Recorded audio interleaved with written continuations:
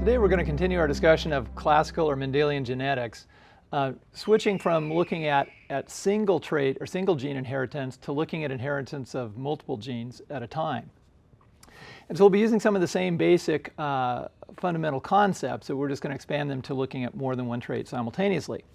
So when we think about Mendel's work, Mendel established the principle of segregation, that we have two alleles. What he didn't know is that we have two sets of chromosomes, that we get to pass on one set of chromosomes, so we get to pass on a single allele for a particular gene, and then in our gametes, and then when the gametes are combined with our partner, then we get back to the diploid condition in the next generation. So one of the things then that Mendel began to consider was, well, would the inheritance of one gene influence the inheritance of another gene?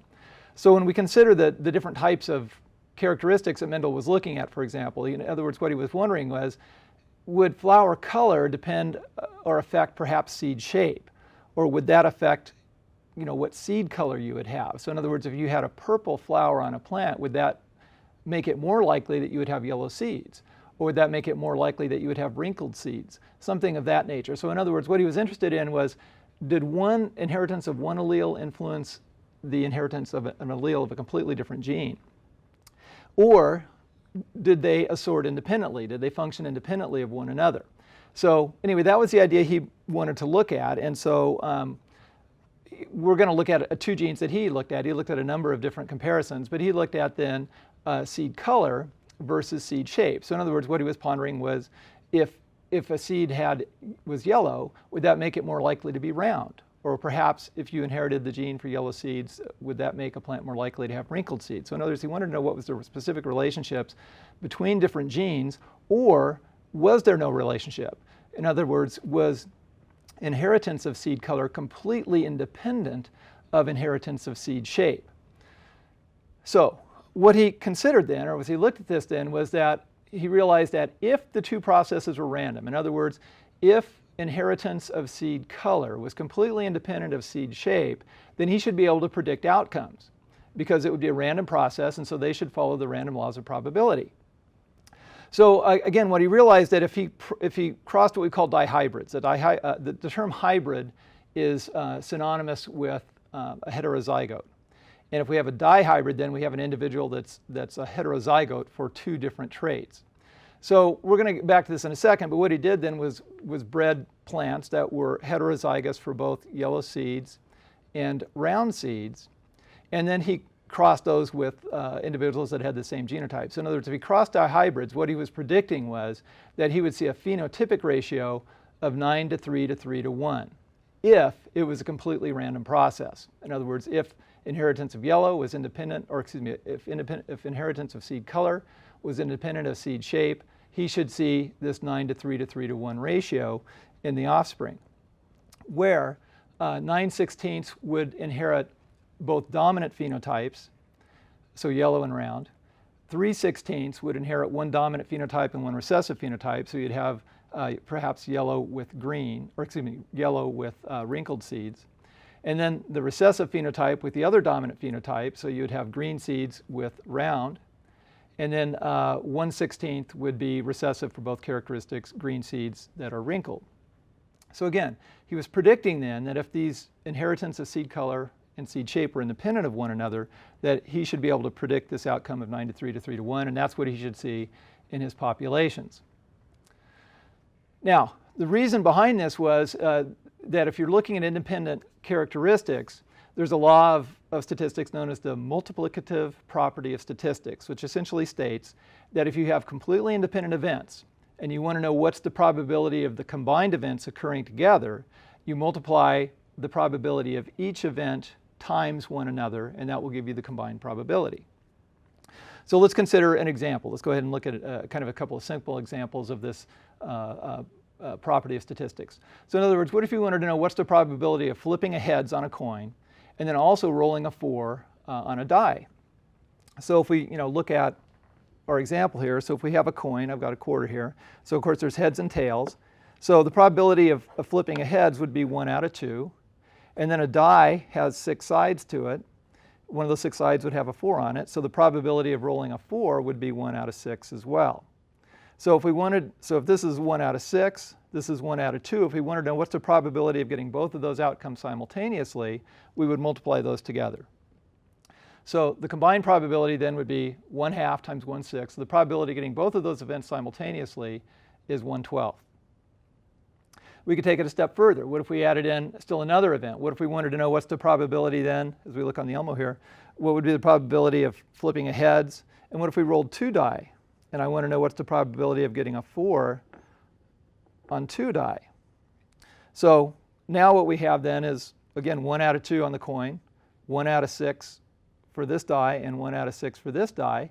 And again, whether a 4 comes up here has no effect on whether I get a heads here. It has no effect on whether I get a 4 here. They're completely independent of one another. So because I get a heads here, it doesn't mean I'm more likely to get a 4 here. So again, that's what I mean by independent events. One has nothing to do with the other. So again, if we want to know what's the combined probability of these 3 events occurring simultaneously, then we would multiply the probability of each times one another. So 1/2 times 1/6 times 1/6. So the probability of those 3 events occurring together is 1 out of 72. So again, so Mendel understood his laws of statistics and was able to predict outcomes if they're independent events. So that's what he was trying to find out. So again, getting back to his hypothesis then, he realized that if he crosses dihybrids, he should be able to get a phenotype of 9:3 to 3:1.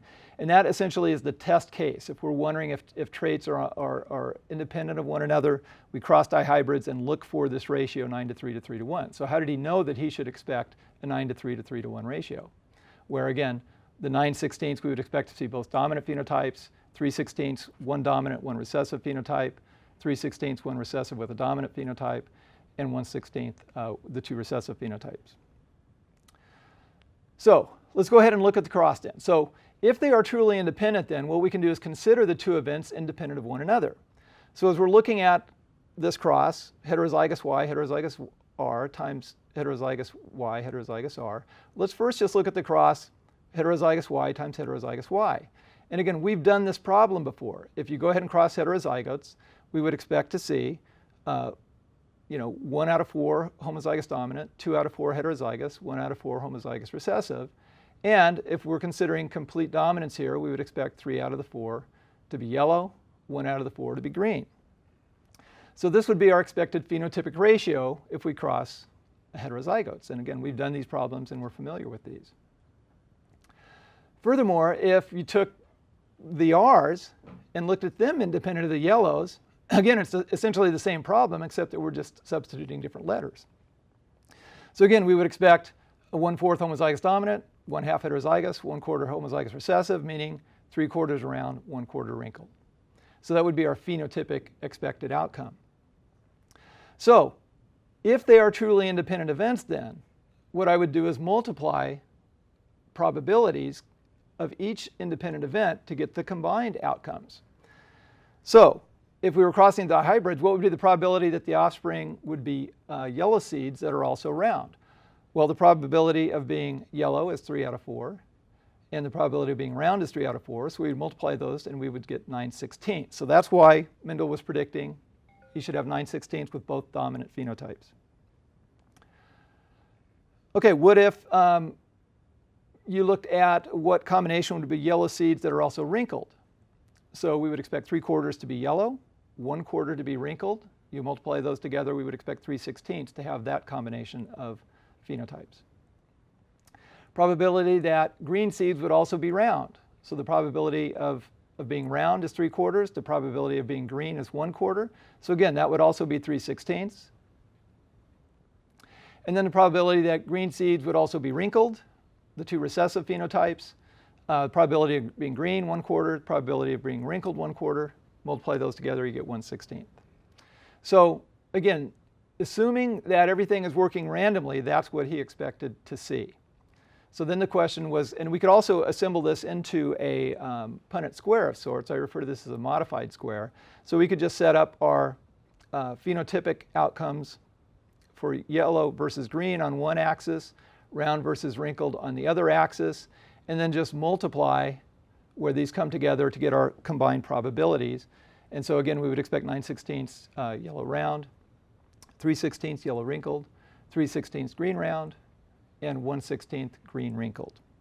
So again, as we begin to approach these problems, you will want to put together these modified Punnett squares where you're multiplying outcomes to predict combined outcomes. So you'll again put individual outcomes on each axis and then multiply to get combined outcomes. Okay, so then he had to put this to a test. So again, he started his gardens, and so he produced gardens where he only had plants that produced yellow round seeds, and those that only produced green wrinkled seeds. So they were homozygous for yellow round, homozygous for green wrinkled. And in doing that, again, if we looked at the chromosomes here, what Mendel did not know is that these were on separate chromosomes. And this is a key concept. So traits will assort independently. Genes will function independently of one another as long as they are on different chromosomes. And this is something that Mendel didn't know, and he was just lucky to stumble into this. So again, as we look at these individuals, what I mean by this is if we had a homologous pair of chromosomes that are homozygous for yellow, and on a different pair of homologous chromosomes, we have the round versus wrinkled, here homozygous for round. And then again, he was crossing this with individuals that were homozygous for green seeds and also homozygous for yellow seeds. So in that cross then, in a gamete then, you'd be putting one of each type of chromosome. So gametes would carry both dominant alleles for yellow and round, and then the recessive alleles for green and wrinkled. And then, of course, you'd be crossing that and reestablishing the diploid condition in the offspring, and that's what would give you your dihybrid. So if you cross, individuals homozygous dominant for both traits and homozygous recessive for both traits, you will get your heterozygotes for both traits that way. So you could also set up a Punnett square this way where you represent the possible gametes. So one individual would be producing gametes that have only dominant alleles, the other only recessive alleles. If you put those together, all individuals will be heterozygous for both traits. So you'd expect 100% heterozygous for both traits and 100% yellow and round. Okay, now continuing this then, Mendel then looked at his dihybrids, and this is where he did his dihybrid cross. So as we look at the dihybrid cross and what his actual outcomes were then, what we can see is that you can set up a Punnett square where you put the possible gametes on either axis and then the outcomes in the middle. And what Mendel did indeed find was that he did find a 9 to 3 to 3 to 1 ratio in his outcomes. But let's go ahead and kind of look at the chromosomes again and see what he actually had going on here. So again, in the parental types then, we have our homologous pairs, and these would be on different chromosomes. So he had heterozygous on one chromosome for yellow, heterozygous for round on another, and then he was crossing that with identical mates. So when we look at the types of gametes that each individual could produce then, you could have gametes that have both dominant alleles, one dominant and one recessive allele, one recessive and a dominant allele, or both recessive alleles. And what's important to understand about this is that these are all equally likely as long as the traits are on different chromosomes. So this is why the random laws will apply, because everything is equally likely to occur. It's completely random as to the numbers of gametes you're going to produce, and again, they're all in equal numbers. So again, we could have our 4 combinations, each equally likely. So a quarter of the gametes would be like this, a quarter like this, a quarter like this, and a quarter like this. So again, that's why you can build a Punnett square that way, and this is one way to do these problems, is put the possible gametes on either axis. But again, you can only, it really only predicts accurately if these gametes are all equally likely. And so again, you cannot predict then, random laws you cannot predict which gametes will fuse with which gametes, so that makes this process completely random. And again, as long as everything is random, you do see the 9 to 3 to 3 to 1 ratio. And again, that is what Mendel did see. So it verified that the traits do assort independently. And again, what Mendel didn't know is that that is true, though, only if the traits are on different chromosomes, on different homologous pairs of chromosomes. So generally speaking, when we do problems, we're going to assume that to be the case. But however, it isn't always the case. So let's look at what also can happen. So again, genes will sort independently if they are on different chromosomes, or we could say another way to say it is if they are on different homologous pairs of chromosomes. Okay, and again, that's the scenario that we just went through. Now let's look at another possibility. What if the traits were on the same chromosome or on the same homologous pairs of chromosomes? When traits or genes are on the same chromosome, same type of chromosome, we describe them as being linked. So what if the genes had been linked? So again, we could have a dihybrid in this condition. Heterozygous for seed color, heterozygous for seed shape. And then you could cross that with an identical mate.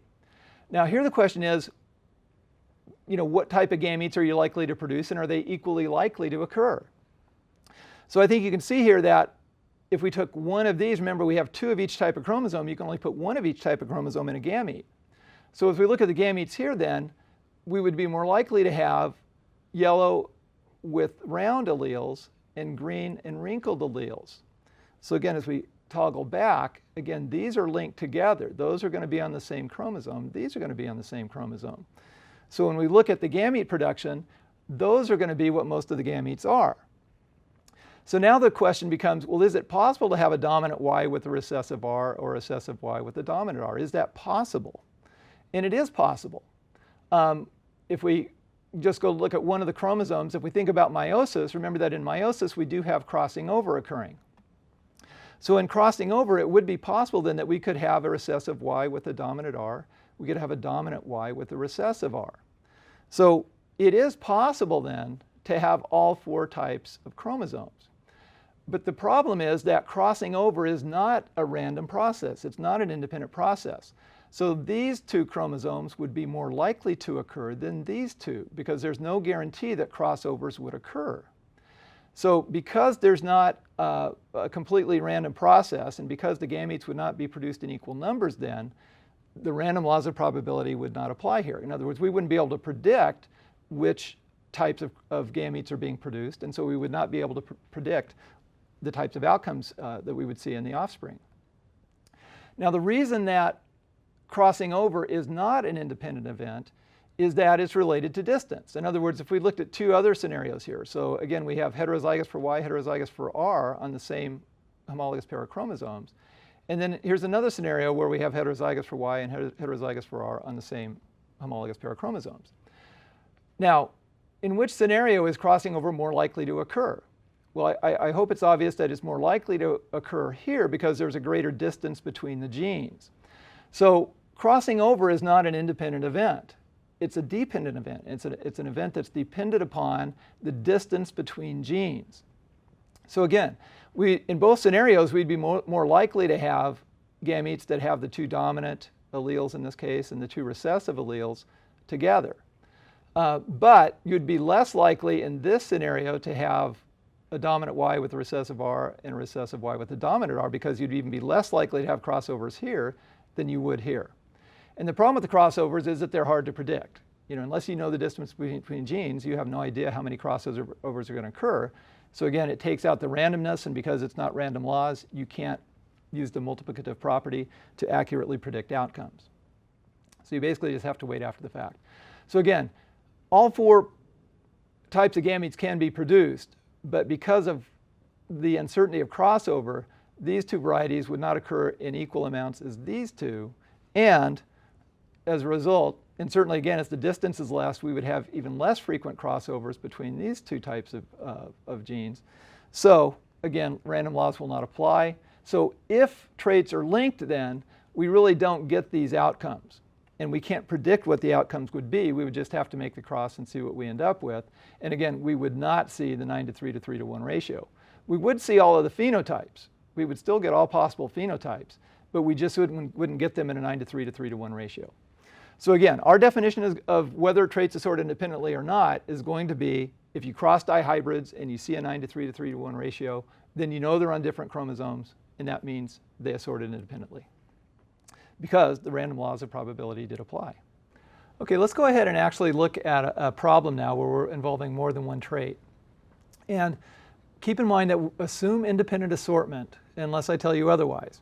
So let's say we have an individual then that is homozygous recessive for green seeds and heterozygous for round, and we're going to cross that with an individual that's heterozygous for yellow seeds, homozygous dominant for round seeds. And we want to know all of the possible genotypic outcomes here. So again, assuming independent assortment then, we need to know what are the possible outcomes or the probabilities of each independent problem. So we're going to look at the Ys. If we cross homozygous recessive times heterozygous, we would expect half to be homozygous recessive, half to be heterozygous. And if we look at the R cross, if we cross heterozygous times homozygous dominant, we would expect half to be heterozygous and half to be homozygous dominant. Again, just like we've been doing all along. So now what we'll do is put one set of outcomes on one axis of a Punnett square, the other outcomes on the other axis of the Punnett square, and then just multiply to determine combined probabilities. So again, we've put our Y outcomes here, our R outcomes here. And so we just multiply to get the combined probabilities. So we would expect a quarter to be homozygous recessive for Y, heterozygous for R, a quarter to be homozygous recessive for Y, homozygous dominant for R, a quarter to be heterozygous for Y and heterozygous for R, and a quarter to be heterozygous for Y and homozygous dominant for R. So again, you just multiply the traits to get the combined probabilities. Okay, let's take this a step further. What if we, and again, we could also do this phenotypically. We could look at our phenotypic ratios. So if we looked at the phenotypic outcomes here, we would expect half yellow, half green, and 100% round. So we could set up a square that way, putting our phenotypic outcomes on each axis. And again, we could multiply to get our outcomes. So if we expect 100% of a certain outcome, we just use that as a 1. 1 times anything will give us the same outcome. So 1 times a half is a half here. Okay, so we'd expect a half yellow round. We would expect half green round. Okay, now let's add in a third gene. So we're going to use the same basic cross here. We're going to add in a third gene. So our three crosses, if we cross the R's, we'd expect half homozygous dominant, half heterozygous. We would expect, in our Ys, we would expect half heterozygous and half homozygous recessive. And if we added in our T's now, if we crossed homozygous dominant for T with homozygous recessive for T, we would expect a 100% heterozygous. So let's go ahead and look at this cross. Okay, so again, we would set up, we only have two axes here. So we're going to put our R's on one axis, we're going to put our Y's on the other axis. And we would expect, again, a quarter homozygous for R, heterozygous for Y, a quarter homozygous for R, homozygous recessive for Y, a quarter heterozygous for R and heterozygous for Y, and a quarter heterozygous for R and homozygous recessive for Y. So we've got a little bit of a problem now because we have three traits, but we only have 2 dimensions, length and width here. So now what we do is we take these outcomes and we're going to put those on one axis, and then we'll take the T outcome and put that on the other axis. So these 4 outcomes now are going to go on one axis. So let's look how that would look. So we put those 4 on this axis, and then we look at our T cross. We'll put that outcome here, and then again multiply to get combined probabilities. So again, we're assuming these now are all on 3 different types of chromosomes. So we can do this multiplication and predict outcomes as long as they are on different types of chromosomes. And then it's just a matter of building our modified Punnett squares. And again, you could also set up a phenotypic table as well. Or you could just go back and look at your genotypes and figure out the phenotypes from that as well. So you could set up these genotypic tables, or you could set up phenotypic tables. They're going to work the same way. But the point is, because they're independent, you set up on either axis, multiply to get combined probabilities. Okay, let's look at even adding in another trait.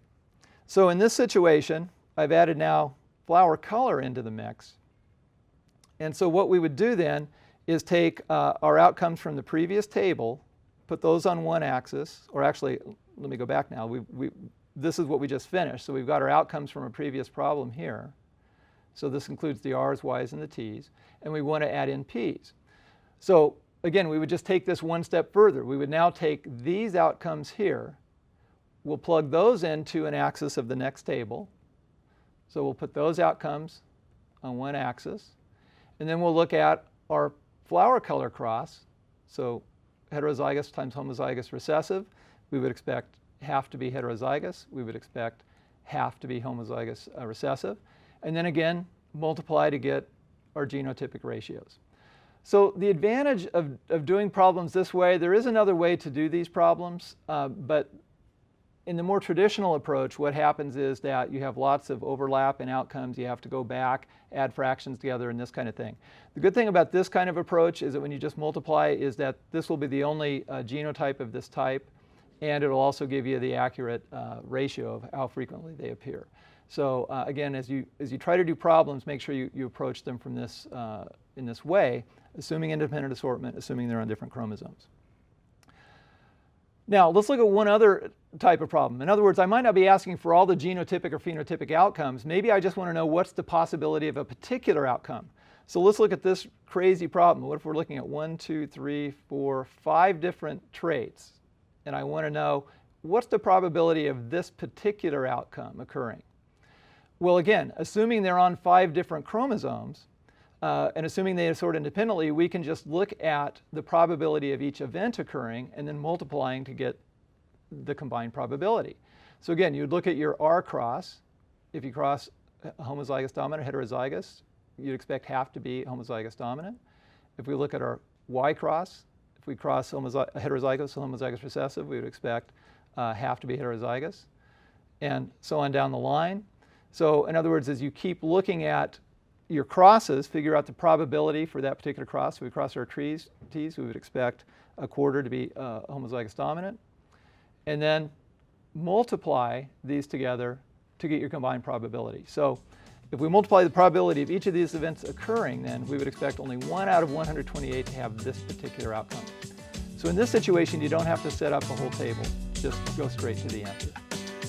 Okay, until the next time.